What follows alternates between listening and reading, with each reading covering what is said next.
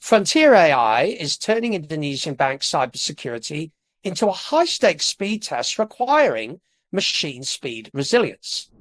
To discuss how AI is transforming bank defenses, we are joined today by Alex Cheung of Deloitte Cyber Indonesia. Alex, welcome. Now let's get straight into it. What will determine whether Indonesian banks stay ahead of AI-powered cyber threats?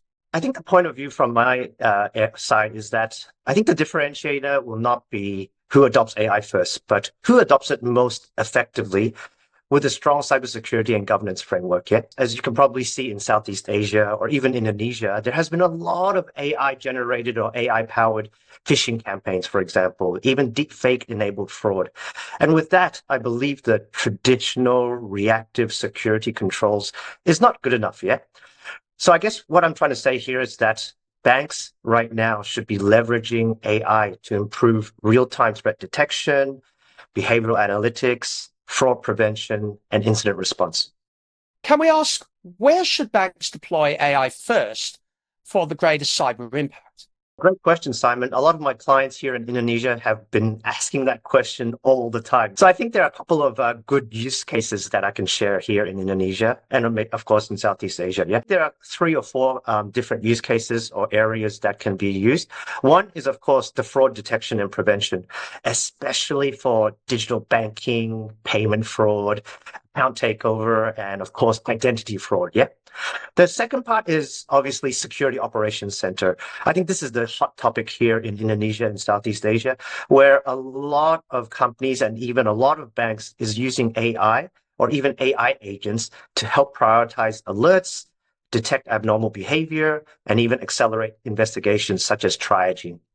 The last two is of course the one that I've mentioned before. One is talking about phishing and social engineering defense, which means using AI to detect phishing emails and also AI detect deepfake enabled scams. Yeah. And then the last one I think is a little bit more interesting for the readers or even the people watching is vulnerability management and patching priority. Yeah.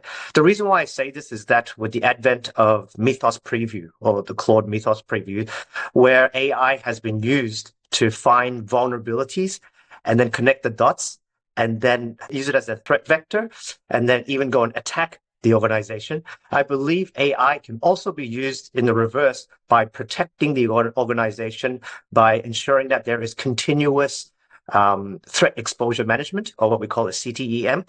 And that plays really well into how you identify your vulnerabilities and then how you patch them with priority and with efficiency and speed. Well, you make some very important, very good points there, Alex. But how can banks move at AI speed without compromising trust or resilience? So with banks here, I believe the whole institution of bank is based on trust and, of course, resilience. Yeah. So I think a lot of banks here run into trouble when they implement AI faster than they can govern it. Yeah. So I've seen a lot of use cases or even professional examples where a bank goes ahead and just implements AI and thinks this would be a silver bullet. It'll solve all our issues. But then they realize that they don't have the governance in place. They don't have the people in place. They don't have the process in place.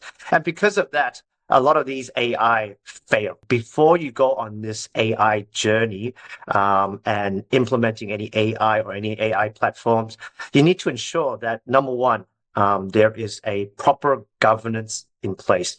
Governance in Indonesian context, I would say, is like a proper framework, such as using the OJK AI governance framework. The other one is, of course, the Deloitte Trustworthy AI framework that can be used also. And then secondly, I think you need to always have the human in the loop to ensure that the proper decision-making process is in place. So these are the kind of like the key things that I would suggest. If you want to move fast with AI, make sure that there is governance in place. There are humans in the loop. And of course, make sure that you are continuously protecting your customers' data. And of course, having built in the cyber resilience in your organization. Now, Alex, if you could distill today's interview into a single take-home message for our viewers and listeners, what would that message be? What I would say is that, number one, I think AI should enhance trust, yeah, and not replace it. There are certain things that AI can do but it should not replace the human in the AI. A lot of our clients feel that once they've implemented AI, then that's the end of the story.